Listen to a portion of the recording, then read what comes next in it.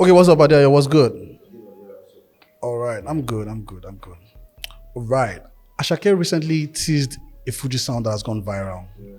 Yeah. So, what does this mean for the future of the sound for Afrobeats and all that? Yeah, I mean, it means a lot for both the future of Afrobeat sound and the future of Fuji sound in the mainstream. I mean, before we talk about what it means for the future, we have to like maybe revisit the past a bit. So, I mean, what we know as Afrobeats today, Nigerian mainstream pop music, we can trace its roots back to see the late 90s, when we started mixing hip hop with African elements. And at the core of Nigerian mainstream music then was hip hop. There was a lot of hip hop, when MC made Allen Avenue 96, like sampled fella, when the Remedy started, at the core of their music, at the core of the sound, there was a lot of hip hop, they were sampling MC Lights, they were using hip hop, like the Shakomo song, the Plantation Boys. There was a lot of like hip hop infused element in their music, tribesmen, so these early progenitors of Afrobeat, they used a lot of hip hop. At the same time, Fuji also was embracing Western elements. The Fuji was embracing hip hop and Western elements, especially hip hop. Pasuma was, yeah, Ayuba, Pasuma made an album in 99, I think, Entertainer, and that had a lot of hip hop element in it. Pasuma was going by African Puff Daddy, so there was this intersection between Fuji and hip hop. And while it was just being Fuji embracing hip hop, the guys that were making pop music were domesticating it. They were making it into, like, they're putting it in Nigerian context, right? So if you look at the evolution of Nigerian sonics, it started with hip hop, and there was a bit of Fuji, like they were embracing Fuji as well. So till 2005, it was still hip hop playing like significant roles. Some of our early hits, some of our earliest hits in Afrobeat were strongly hip hop infused, then a bit of R&B as well, hip hop R&B. So if you look at someone like, say, let's say Two Babas, Ibawa, never give a man an idea. I wake up in the morning and I brush up. It was rapping. It was rapping. It was about P Square's Busybody. They were rapping. Yeah. Busybody, Soji, you know, go fit, money, MRC. Yeah, so yeah, it was like, it was rap. So it was a lot of rap inspiring the genre then. So things changed, like a lot of melody, singing. Like the singing part then was a lot of more R&B. If P Square was singing, they were singing R&B. Am I Still the Special Man, More Than Your Friend, even when it comes to Roll It was that hybrid of hip hop and R&B. The way Cisco did it, the way Cisco did it. So that's how you get that Roll It vibe, the way they were like singing like Cisco. So yeah, when Tuaba sings, it's more of R&B. The True Love, the yeah, if love is a crime, those songs. Then the other side, he raps, like for instance, like that's just pure rap. So it was just hip hop R&B, influencing the game. Pisco Tuaba, like the top guys. So around 2007, 2009, things changed a bit. Like we had more pop. As in, when I say pop, we had people who were not predominantly hip hop, neither were they predominantly R&B. They just like found the balance. They infused like other elements to create a pop sound. So I mean, even before then, we also had a bit of like the guys who were like, they were evolving the street sound, the music coming out of Ajegunle, the music that started with the likes of Daddy Shoki, with Diana, If You See My Mama, so we had Marvelous Benji, people evolving the sound. We had Danfo Driver evolving the sound, but at the mainstream, although those music were mainstream as well, but when it comes to mainstream music like R&B, hip hop, when it comes to the guys doing mainstream, Subaba and P Square and Star Plus, it was predominantly R&B, hip hop. If Star Plus wasn't singing like R&B, they were doing pop rap or rapping, so around 2008 to 7, 8, 9, things changed a bit. So that's when D'banj, I mean, first came in, like Why Me? I think Why Me dropped 2006, 5, 6. So, but like Entertainer really was the one that now changed the game properly. And that period we had Entertainer, we had Timaya, we had One Deco came 2009 with the Mushin to Moit album that kind of like redefined, and it's the blueprint of what we now describe as Afro pop today, and was now like even elevated by Whiskey come 2011. So music has always changed, but even while the music was changing, there was a bit of Fuji. There's Fuji also evolved with it, right? So even at that time when Nigerian music was changing in 2007, 2009, there was a certain superstar called Nice that also brought something new with the Gongaso album and was making that hybrid of Fuji and hip hop and pop element, right? So He was not now. He was now westernizing Fuji. While before in Pasuma, Adiwele Ayuba, like was featured by, I think Adeayo was a song with Jasmine Olofun, and yeah, and Musuli also featured the rapper on his album. It was always that, like, accommodating Fuji in a hip hop context, right? There was not like an attempt to actually modernize it and bring it to the mainstream. So it was nice who kind of like showed us what a new Fuji artist can be, So with the Gongaso album, and from then now, like, it evolved, and we had like a Whiskey, Davido, Olamide, and we've had different sound. We had the pom sound, and in between we've always been borrowing, Afrobeat. The foundation of Afrobeat, it's like derived from taking Western sound and domesticating it, right, with African element.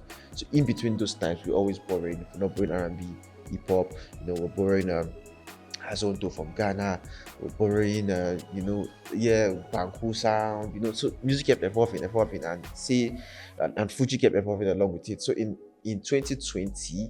Until 2020, things R&B came back, during the pandemic time. The music release was really chilled. Whiskey release Made in Lagos. Omale release Get Lead, EP. So kind of like slow. I mean, things have been slowing down a bit since Mr. Easy, Techno, Pana, Runtown, Mr. Easy, that Ghana bounce, that Banco music kind of slowed the tempo, because we were just coming from the pom sound of the Terry G, and after Terry G, we had the Azonto sound that was really fast paced, and so it kind of slowed down a bit. The tempo slowed down a bit with the Banku music, right? So then we had, like, when 2020, it really slowed down. R&B started coming back again and started like becoming the more dominant force, and after that time, now we're not seeing like a resurgence of Fuji as well, in the form of the street guys, the street up guys. Street up evolved from being dancehall focused.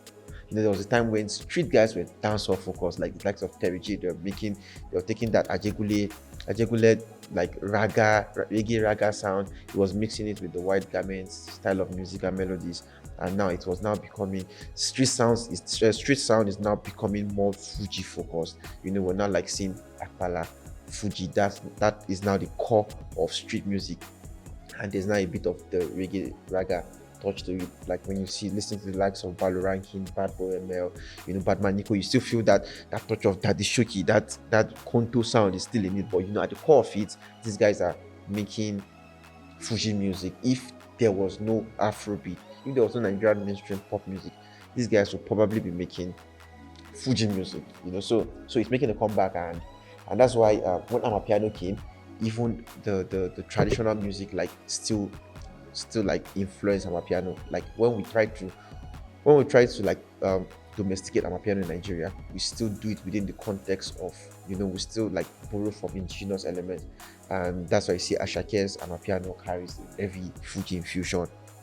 When you listen to his melodic sequence, his form, his structures, his technique, it carries like, this is someone that grew up listening to a lot of Fuji music. When you listen to a song like Joa,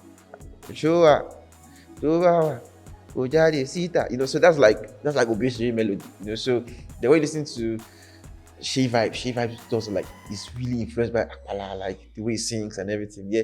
And even Charlie Poppy's first song influenced by the Oba Pluto, by the Bini, iLife.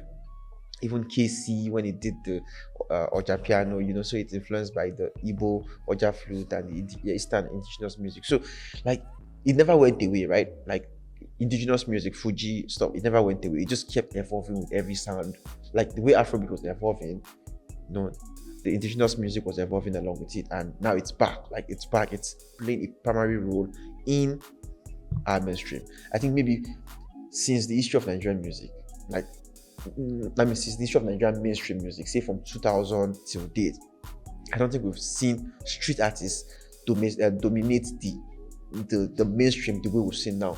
We know we've seen street artists become big.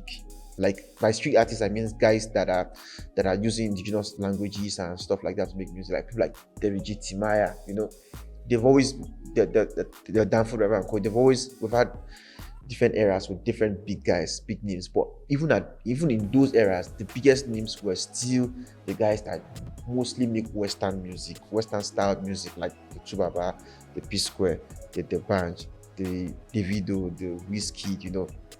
They were still the biggest in that era. And maybe briefly in 2019, we had Naira Marley showed up, did his own style of Malian music, and like when everything went crazy. But right now we've seen like Ashake's music is quite street leaning, like it's indigenously leaning, like he speaks a lot of Yoruba, yeah, a lot of Fuji. Sheifa is one of the biggest artists in Nigeria. If you see his monthly, like someone was telling me about how he has one of the biggest monthly list, like people who listen to him from Nigeria, like he has one of the biggest listener base from Nigerian listeners on digital streaming platforms.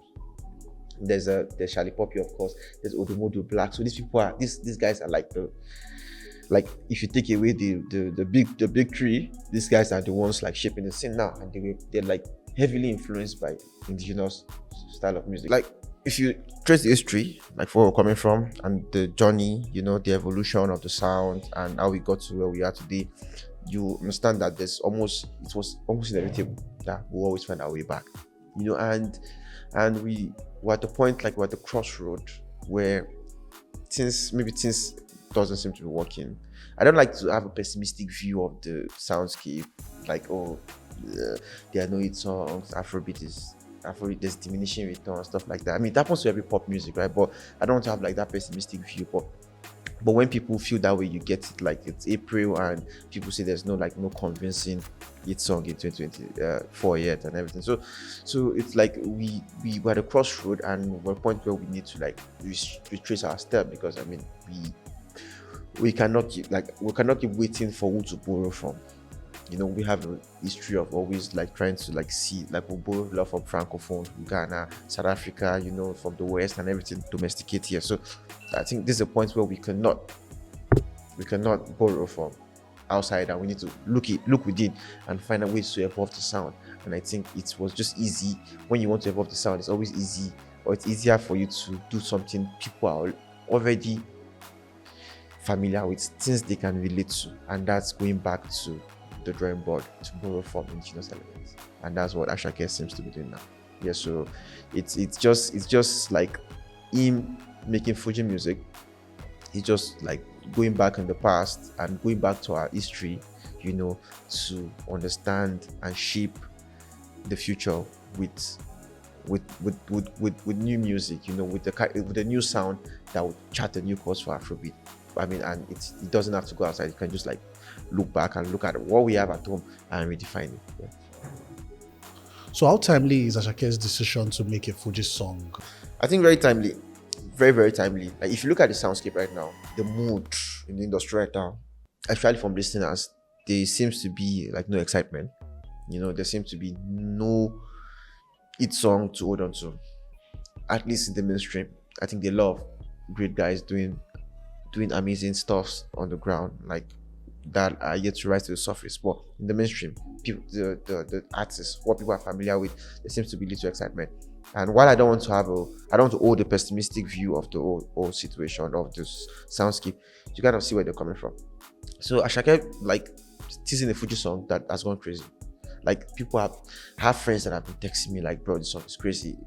I can't wait for this song to drop. Have you listened to it? Blah blah blah. Like yesterday, I was speaking with Bayo, and he was telling me he's gone to YouTube to search for the song. Maybe it has dropped and everything, and he's listening to the teaser like a lot of times. Like, you can understand how excited people are because the sound is fresh, it's refreshing. It offers something. Why I wouldn't say it's new, because it's Fuji, and this is a genre that has been with us for decades, right? But it is refreshing. It is exciting. It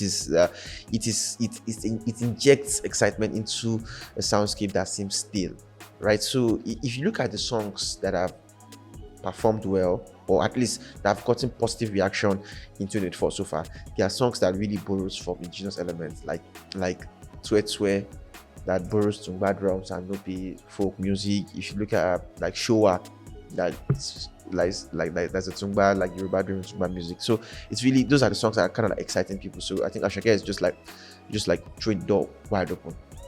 So it's very timely, like personally in his own career as well. So it is very timely too, because I think it's at the point where he needs to switch it up. It's at the point where he actually needs to switch it up. So yeah, I think it's the perfect timing. So do you think he should make a Fuji album? Yes, absolutely. Yes, I think he should make a Fuji album. Now, I think one of the issues, or the way I see it though, one of the one of the one of the issues like confronting the soundscape right now is the fact that it's all played out. When it comes to Amapiano fusion, it seems like we've seen it all, we've done it all, we've stretched it to its elasticity point. Like there's nothing else to see. There's no further course of action to be concluded. You've done it all. You've infused Fuji, you've infused Akpala, you've infused Eastern music, you've infused South music, you've infused everything, right? Now, like we've almost done it all. Like there's nothing else that, I mean, while it might still be like, because Nigerian music is very big, and you can still take maybe the northern side of it, like the northern Arewa music, and infuse it. But like, I mean, like for all intent and purposes, like we've carried it, we've stretched the sound. It's been around for like 3 years, right? So even the music, the Amapiano's sound from that got commercial success, like the artists that really scored huge commercial success, like life-changing commercial success via this Amapiano infusion, did it through cultural, by infusing indigenous sounds, Asake, Fuji, Shea Vibes, Akpala, Charlie Poppy's breakout single. It was Upper Pluto, the Beni melodies, KC, Ojapiano, Igbo flutes, Odumodu, Oporoko music, hybrid of southern melodies. So you see, like if you listen to his song, that is amazing song. That's Blood on the Dance Floor. You know the song? Yeah, that man, crazy record. Like it's high life. Like it gives you that high life feel. That lush, that 70s, 80s, chilly, windy, high life music. Like that's the feeling it gives you. So we've added so much cultural infusion, that there's almost like nothing else to be done. So like we've seen like, that's why right now I get more excited listening to South African piano music, like the actual piano music. Like there's this song right now, I think it's maybe the best piano music I've had in my life. I don't know if I can pronounce it well. Imi Danzo, Kabza. You should listen to it because it dropped a new album last year. I think Kabza, like it featured Young Stoner and a lot. Like there are like 7 acts on that song. God, it's fucking insane.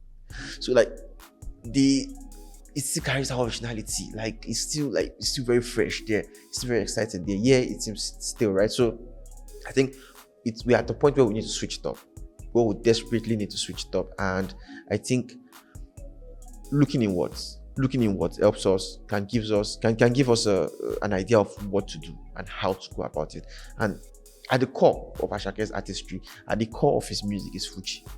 When you listen to Asake's music, this is someone that is greatly influenced by Fuji. Like if you listen to his vocal texture, like the way he sings, the way his voice sounds, this is someone that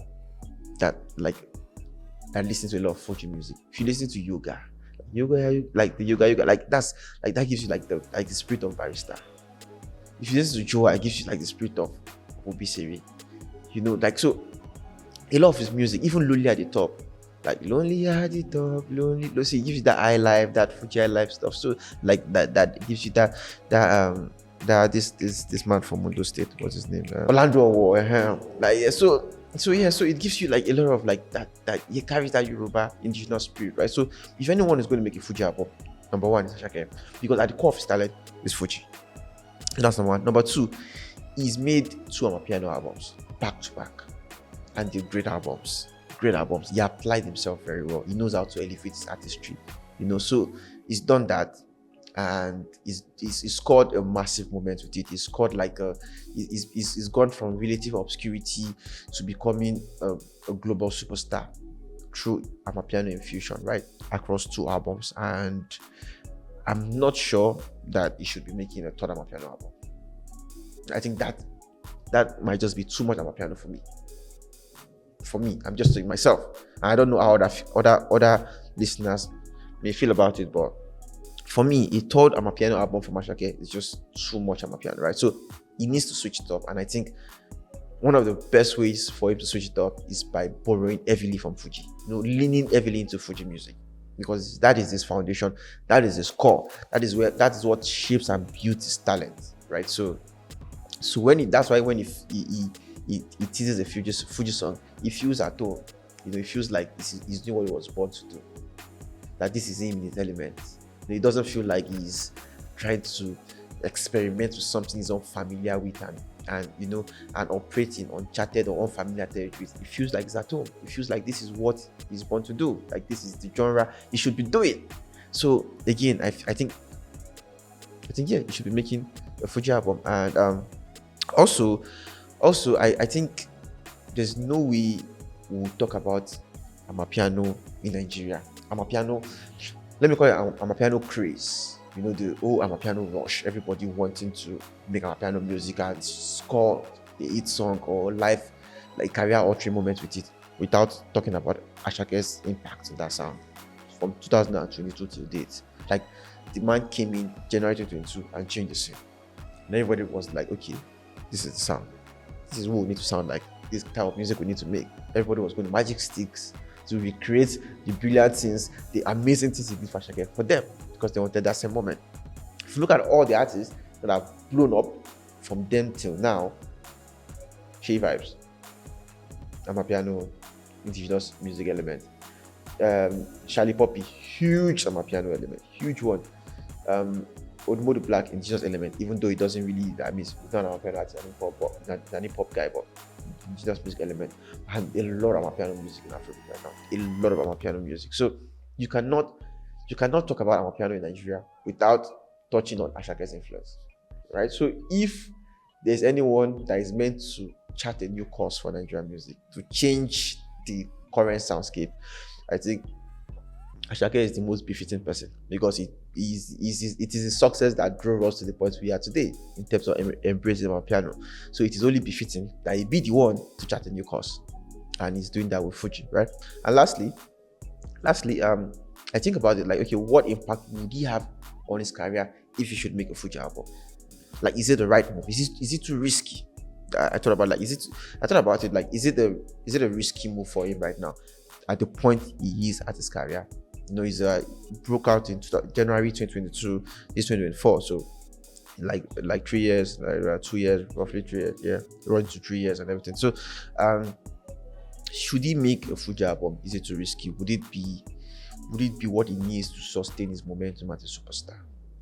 And especially when we take it in the context of the whole Afrobeats to the world movement, is it the type of music that can relate with the Western beats, or with the listeners in diaspora? Because I think Asake, if bulk of his consumers, of his listeners might still be the Nigerians and Africans in diaspora, right? So is it the type of music that can relate with them, and is it the type of music that can take him to the next level? I mean, so I thought about it and I feel like absolutely. When Asake was making Omokwe, Palazzo, Peace Be Unto You, Terminator, Chungba, this man was speaking predominantly Yoruba, like 95% Yoruba, and nobody would have expected that this man would be selling at O2, speaking like making music where he speaks predominantly Yoruba. You know, headlining shows in Germany, like making headlining Scotia Bank Arena in Canada. You know, headlining arenas with 20k capacity, 19k capacity, 15, 17k capacity, while he's in his Yoruba element. Mr. Asake, Mr. Money, speaking Yoruba, carrying gongo drums, you know, dancing and embracing that persona, that artistic persona that dips into his roots, you know. Then, like, if you imagine it, you felt like it might be risky, it might not be possible, because people before him, like, they got their success through making like music that everybody can understand, like they can hear what he's saying, like Rema's Calm Down, Love Wanting Thing, No Essence, Last Whiskey, Davido. Their music is really, really English and pidgin based. The band Tubaba, P Square, English pidgin based. The only person that is an outlier and who's maybe Naira Marley's music was like Yoruba based a lot, but that was, maybe we should call it one off, like 2019, and that was about it. But the last time we had someone like huge that was strongly Yoruba based, yeah, Naira Marley, then we'll go back to Nice, right? So nobody would have thought, but yeah, it did happen. So I think if that could happen, if a guy from Lagos State making music where he speaks predominantly Yoruba can be selling out arenas and shows all over the world, being paid being paid hundreds of thousands of dollars, to come perform and becoming one of the biggest music stars out of Africa, earning a Grammy nomination. Then if he makes a Fuji music, it will work. It just, I mean, I don't like be too definitive, but I don't see why it wouldn't work. Because it is very original to his talent. It's at the core of who he is, and he has the ability to conjure something amazingly beautiful with when you listen to the Fuji sound. And ultimately, I think the soundscape needs it. I think the Nigerian music scene needs that redirection. That is where the future lies, and it's not just in Fuji alone. It is in highlife. It is exploring the different sounds we have within Nigeria, and even though we try to still like embrace elements from abroad as well, and still like domesticate it. Ultimately, I feel the soundscape needs this redirection, this reshaping, this sonic redirection, and it's, at the end of the day, it has to come from up top. I mean, it's not like a must. It's not like a must, but they have the power. They have the power, or it has to come from. I mean, it can come from anywhere. Let's be honest, it can come from anywhere. Because when Asake came in 2022, it was just like an unknown person that came to reshape, and I just changed the whole system. She Vibes joined him as well, so it actually can come from anywhere. But yeah, it's just maybe would be faster and would maybe like be more, I don't know, maybe like there'll be more guaranteed level of success if it comes from a bigger artist, right? So yeah, we need that sonic redirection, and we need to find it from within. We cannot, I don't know to what extent you can pull from outside to impact the soundscape, to change things the way they are right now. Because outside here, it is still Amapiano that's popping. In South Africa, it is still Amapiano. And they're still able to like score hit songs with it. They're still able to create strong moments with it. Shwalaba, one of the biggest songs from this year, is a South African song. Almost all the biggest Amapiano songs since when Amapiano started popping, they're South African. It's South African songs. We just have the bigger platform and the bigger moments to take advantage of it.